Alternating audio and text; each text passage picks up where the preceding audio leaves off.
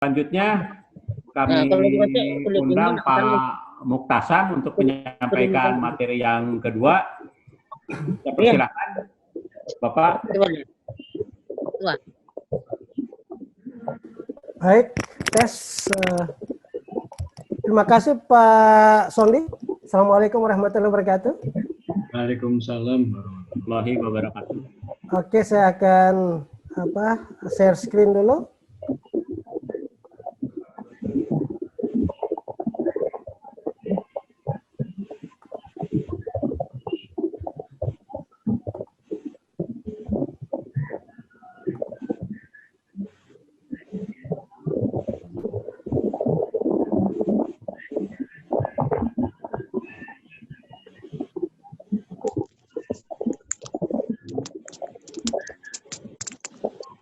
Baik, terima kasih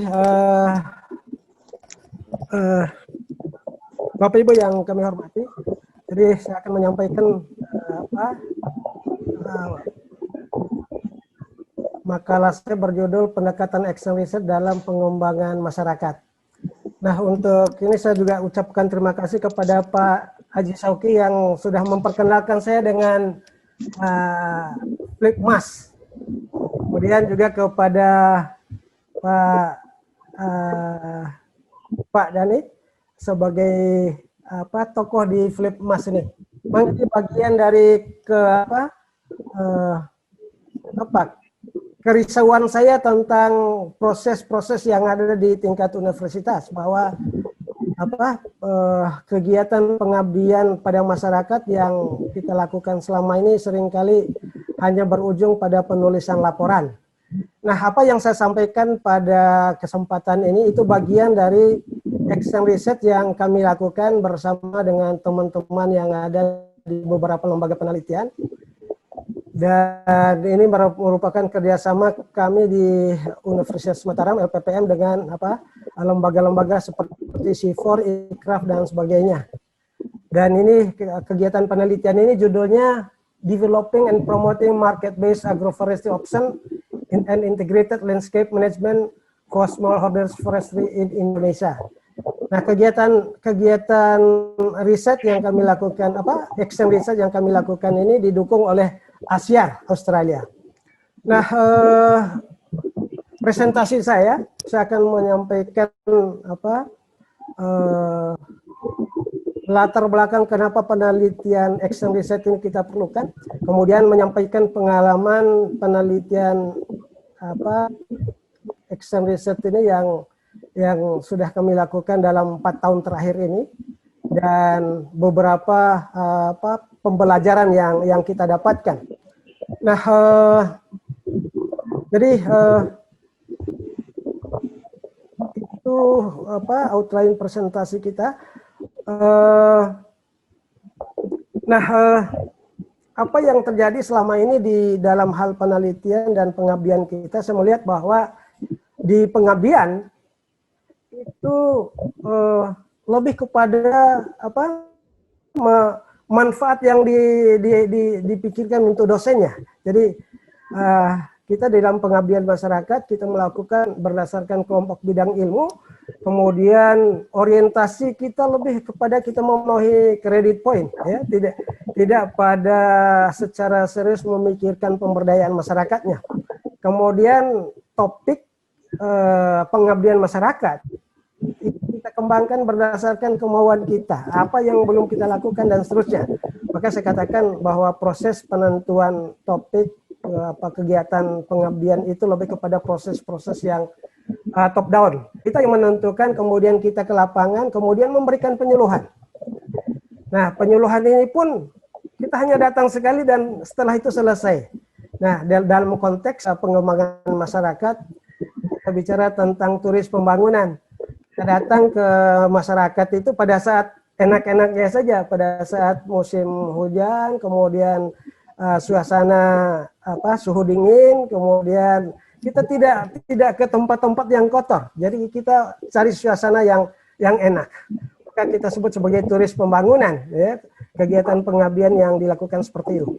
Dan ini pada saat penyusunan proposal pun kita tidak pernah ke lapangan, tapi kita hanya lakukan di kampus, kemudian kita kontak-kontak dengan kontak person kita di pedesaan, kemudian kita akan datang pada harinya. Dan ini saya katakan, oh ini penyuluhan sehari selesai. Setelah penyuluhan sehari selesai, kemudian kita kembali, kemudian menuliskan laporan pengabdian pada masyarakat. Nah, kegiatan pengabdian yang seperti ini saya kira masih terus berlangsung, dan saya nggak tahu, ini juga terkait dengan pendanaan yang mungkin terbatas. Tahun ini saya kira di tempat kita sekitar 8 jutaan untuk satu judul. Nah, kalau kita bertanya tentang dampak pengabdian yang seperti ini untuk perbaikan ekonomi dan penghidupan masyarakat seperti apa? Saya kira sangat terbatas menurut saya. Kecuali untuk hal-hal tertentu yang teman-teman punya inovasi teknis seperti yang tadi ikan sidat. Kalau kita melakukan pengabdian hal-hal teknis seperti ini, inovasi teknis seperti ini, saya kira kita bisa meningkatkan kondisi perekonomian masyarakat. Nah, ini kondisi kegiatan pengabdian yang kita laksanakan selama ini. Kemudian di sisi lain penelitian juga kita lebih kepada pendekatan yang disipliner. Jadi kelompok bidang ilmu yang katakanlah satu kelompok bidang ilmu kemudian berusaha untuk mengkaji bidang mereka. Nah, ini juga sangat terbatas manfaatnya. Kemudian orientasi penelitian juga karena kita dikejar untuk memenuhi KUM, ya. Kemudian topik atau judul penelitian seringkali datang dari menghayal atau berdasarkan data-data yang belum terlalu akurat, ya. Tidak sesuai dengan apa yang mungkin dirasakan oleh masyarakat.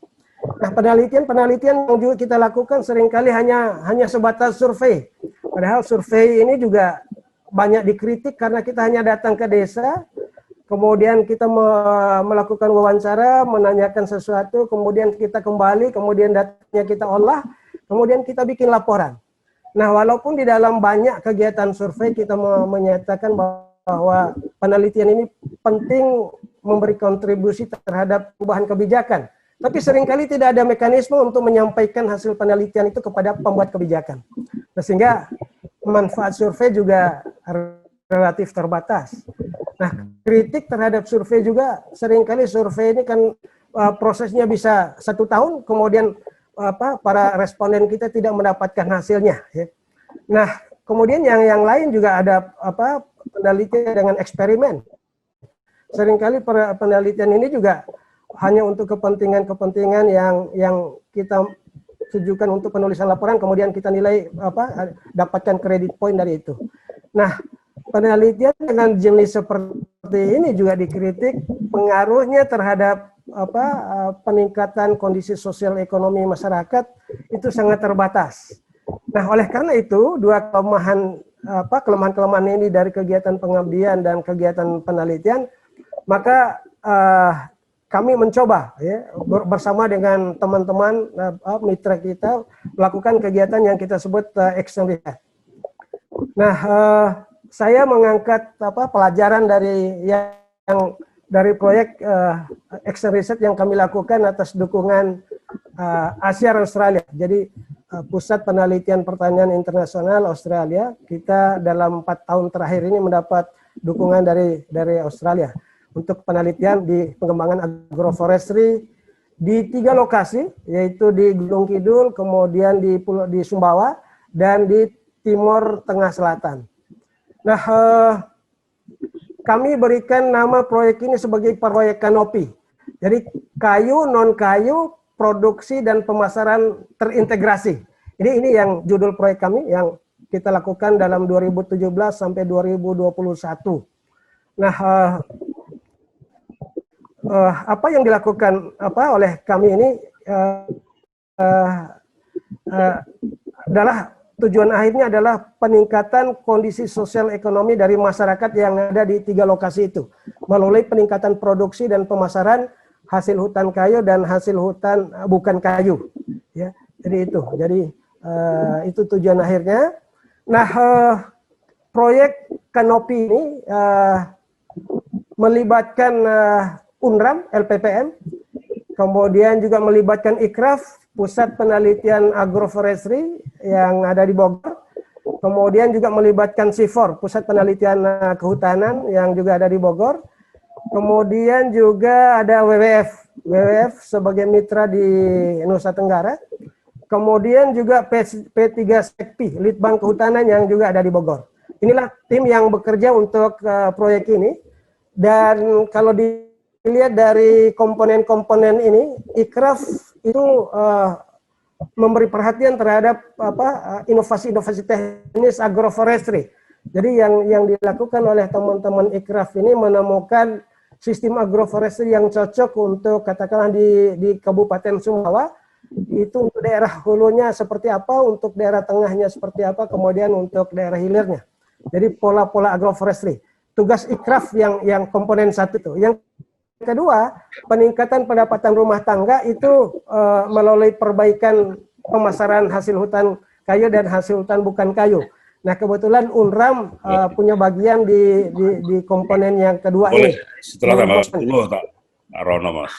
Kan ini gak oleh keluar kota sampai tanggal 10. Kemudian yang ketiga, IKRAF juga memberi perhatian untuk bagaimana proses penyuluhan yang efektif dalam rangka pengembangan agroforestry dan perbaikan penghidupan masyarakat pengelola hutan. Kemudian yang keempat, komponen dari kegiatan action research kami adalah penguatan kelembagaan dan kebijakan. Ini ditangani oleh SIFOR dan WWF. Nah, yang terakhir itu ada P3 Sekpi, khusus memberi perhatian pada pengembangan agroforestry bambu. Nah, ini komponen-komponen penelitian aksi yang kami lakukan dengan dukungan ASER itu. Dan untuk tujuan 2, komponen 2, LPPM UNRAM itu memberi perhatian pada peningkatan pendapatan rumah tangga petani melalui perbaikan pemasaran hasil hutan kayu dan hasil hutan bukan kayu. Kemudian lebih khusus lagi pengembangan pasar dan kemitraan bisnis. Nah, kami melakukan 3 kegiatan utama, yaitu melakukan analisis praktek kemitraan yang ada pada komoditi kayu dan HHBK. Kemudian kegiatan yang kedua, karakterisasi pasar-pasar potensial bagi produk-produk olahan dan mengembangkan strategi untuk mengakses pasar itu, seperti madu hutan, trigona, umpan-umpan, dan sebagainya, termasuk kayu jati dan sengon. Kemudian kegiatan yang ketiga, perumusan strategi pengembangan rencana bisnis melalui pelibatan para aktor di sepanjang rantai nilai. Jadi tujuan akhir dari apa yang ingin dicapai oleh komponen 2 ini adalah melalui kemitraan yang terbangun, kita harapkan saling menguntungkan antara para petani dengan industri yang menampung ya produk-produk olahan itu. Nah, hasil penelitian dan aksi operasionalisasi kemitraan bisnis dapat kami tunjukkan seperti ini. Jadi hasil penelitian itu menunjukkan bahwa misalnya di Kabupaten Sumbawa itu ada 2 jenis kayu yang potensial untuk peningkatan ekonomi petani pengelola hutan, yaitu kayu jati, kemudian yang kedua sengon. Nah, kayu jati ini ada opsi kemitraan dengan namanya UD Makassar Utama. Kemudian untuk sengon itu ada potensi kemitraan dengan CV Sahabat Forestry. Nah, ini yang terkait dengan bagaimana kita mendukung petani di dalam memasarkan kayunya, baik sengon maupun jati. Kemudian yang hasil hutan bukan kayu, kami mengidentifikasi ada beberapa hasil hutan bukan kayu potensial yang kita bisa dorong untuk peningkatan ekonomi masyarakat di Kabupaten Sumbawa, yaitu kemiri, kemudian ada madu. Madu ini ada 2, madu hutan dan madu trigona. Kemudian ada empon-empon, khususnya jahe. Kemudian ada industri pembibitan. Nah, beberapa opsi untuk kemitraan itu ada Sido muncul yang siap untuk bekerja sama dengan para petani di Kabupaten Sumbawa dalam produksi dan pemasaran jahe dan produk-produk bahan obat yang lainnya. Nah, apa yang terjadi di gambar ini menunjukkan ada yang hijau, ada yang merah. Hijau itu apa? Kemitraan yang bisa kita dorong. Sedangkan yang merah itu tampaknya tidak bisa jalan yang kita lakukan. Jadi UD Makassar Utama tadinya kita berpikir bahwa dia siap untuk melakukan mitra. Tapi ada persoalan internal di UD Makassar Utama sehingga kita tidak bisa fasilitasi kemitraan bisnis antara UD Makassar Utama dengan petani penanam kayu jati. Kemudian kemitraan yang juga muncul CV Sahabat Forestry dengan para petani sengon yang ada di Kabupaten Sumbawa. Cuman dalam pelaksanaannya tidak mudah untuk mewujudkan kemitraan bisnis ini yang saling menguntungkan. Nah ini opsi dan aksi untuk penguatan kemitraan. Nah, dari hasil penelitian itu kemudian dikembangkan rencana untuk pengembangan kemitraan itu. Jadi ada yang kami fasilitasi untuk penguatan kapasitas macam-macamnya berdasarkan hasil penelitian. Jadi identifikasi potensi kemitraan itu kita lakukan di awal melalui penelitian, kemudian aksinya adalah penguatan kapasitas para pihak yang ada di dalam rantai nilai untuk produk-produk itu. Nah, misalnya ini kita munculkan rencana penguatan untuk kemitraan ya. Para petani yang pada petani penghasil kayu maupun petani yang penghasil hasil hutan bukan kayu. Nah, ini rencana aksi yang kita kembangkan dari tahun 2018 kemudian sampai tahun 2021. Kegiatan-kegiatan penguatan kapasitas kami lakukan. Nah, ini contohnya hasil kajian kita untuk kemitraan di Madu Hutan Sumbawa. Nah, proses terbangunnya kemitraan ini dia cukup menarik. Jadi para petani yang terlibat di dalam proses pengumpulan madu hutan. Nah, madu hutan ini ekstraktif sifatnya. Para petani berkumpul ke dalam kelompok kemudian melakukan kegiatan pemanenan di alam, kemudian hasil produksi mereka jual kepada para pengumpul di tingkat desa, kemudian masuk ke jaringan madu hutan Sumbawa. Nah, proses kemitraan yang terbangun di madu hutan ini cukup baik dan telah berjalan dengan lancar. Cuma dalam beberapa tahun terakhir ini produksi madu hutan agak menurun karena perubahan ekosistem. Jadi ada kegiatan-kegiatan pembalakan liar dan seterusnya. Kemudian juga sebagian masyarakat naik ke gunung kemudian menanam jagung.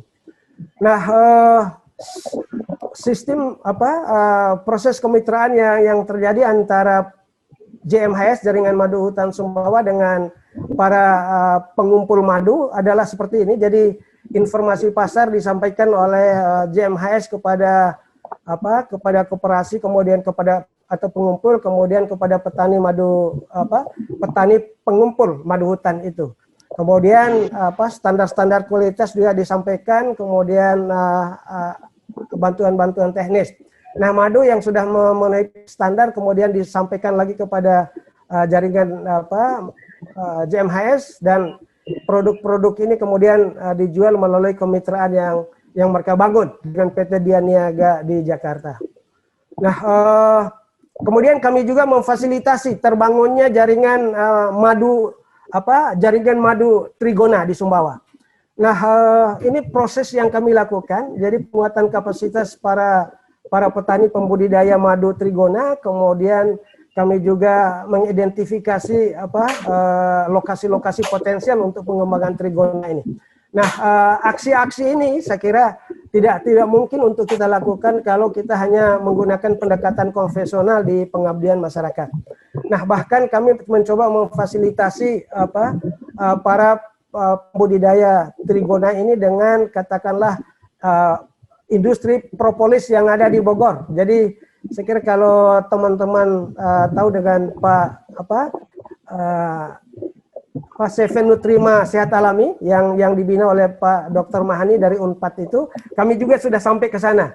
Ini bagian dari usaha kita untuk katakanlah memanfaatkan propolis mentah, ya. Jadi apa yang dilakukan oleh pembudidaya madu lebah trigona selama ini, mereka hanya panen madunya saja, tapi propolis mentahnya dibuang. Padahal kalau di industri propolis itu bisa dihargakan 150.000 per kilogram. Nah, ini jadi kita mencoba memfasilitasi agar produk-produk yang seharusnya bisa dijual itu bisa dijual. Yang jadi tantangannya untuk pengembangan kemitraan di bisnis trigona ini adalah belum terbangun jaringan para produsen ini dengan baik, dan itulah yang kami dampingi dalam beberapa tahun terakhir ini. Dan harapan kita teman-teman tidak hanya menjual madunya, tapi juga menjual koloninya, menjual propolisnya, kemudian menjadi narasumber, menjual jasa bagaimana memfasilitasi pengembangan bisnis trigona ini, termasuk sampai kepada pembuatan stok, kemudian peningkatan kapasitas lainnya. Ini antara lain tindak lanjut kita dalam rangka penguatan kapasitas. Nah, kami juga coba untuk memfasilitasi terbangunnya kemitraan bisnis dengan PT Sido Muncul. Jadi langkah kami setelah penelitian itu adalah mendalami persyaratan-persyaratan kemitraan dengan PT Sido Muncul. Nah, salah satu syarat yang mungkin masih sulit untuk dipenuhi oleh kita dalam rangka fasilitasi kemitraan ini adalah bahwa PT Sido Muncul menghendaki bahwa proses produksi dalam kawasan yang luas, dan ini tidak cukup dilakukan oleh katakanlah satu KPH, tapi harus ada kerja sama lintas KPH, bahkan di tingkat kabupaten. Dan itu persyaratan yang diajukan oleh PT Sido Muncul sehingga mereka mau bermitra dengan para petani. Ini bagian lain dari bahwa mengembangkan bisnis di tingkat masyarakat, kita butuh kerjasama lintas kawasan maupun multidisiplin. Nah, pembelajaran yang kami petik dari pengalaman action research yang kami lakukan 4 tahun ini, bahwa pengelolaan sumber daya hutan merupakan suatu sistem yang kompleks, kemudian melibatkan banyak komponen. Kalau kita bicara tentang agroforestry, ada komponen pertanian di situ, ada komponen kehutanan, kemudian ada kayu dan hasil hutan bukan kayu, kemudian ada sistem input, produksi, pengolahan, pemasaran, kebijakan dan sebagainya. Dan ini artinya bahwa bagaimana proses yang efektif untuk pengembangan masyarakat itu menghendaki adanya integrasi atau kerjasama para pihak yang terkait dengan komponen-komponen di dalam sistem itu. Nah, proyek LPPM UNRWA menggunakan pendekatan action research ini, kemudian juga kita menggunakan salah satu analisis rantai nilai. Jadi proses produksi yang kita fasilitasi di tingkat petani itu karena kita memahami apa sebenarnya yang dibutuhkan oleh pasar. Nah, hasil penelitian yang dilakukan oleh kami di awal, bahwa petani itu tidak melakukan tindakan-tindakan budidaya yang menghasilkan produk dengan standar kualitas yang diharapkan oleh industri atau konsumen. Jadi petani-petani kayu jati itu tidak paham apa yang harus mereka lakukan sehingga menghasilkan produk kayu jati yang dia berkualitas premium, sehingga bisa difahami ketika petani jati menjual kayunya satu kebun itu hanya 25 juta. Kenapa begitu? Karena banyak sekali cacat kayunya, karena tindakan-tindakan budidayanya tidak dilakukan dengan baik. Kemudian saya kira kegiatan pengabdian seharusnya kita bergeser ya, dari sekedar untuk memenuhi membuat laporan, kemudian dapat kredit poin, kemudian keluar kepada bahwa kita secara serius melakukan usaha-usaha pemberdayaan masyarakat.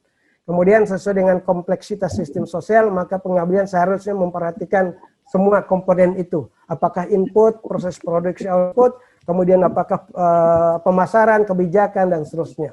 Pendekatan pengabdian tidak cukup dengan sekali kegiatan, tetapi berkesinambungan. Nah, apa yang saya kira pernah dilakukan oleh Pak Soki dalam pemberdayaan masyarakat di Lombok Utara, itu juga menjadi contoh bahwa pengabdian yang serius itu harus dilakukan secara serius ya, dan berkesinambungan.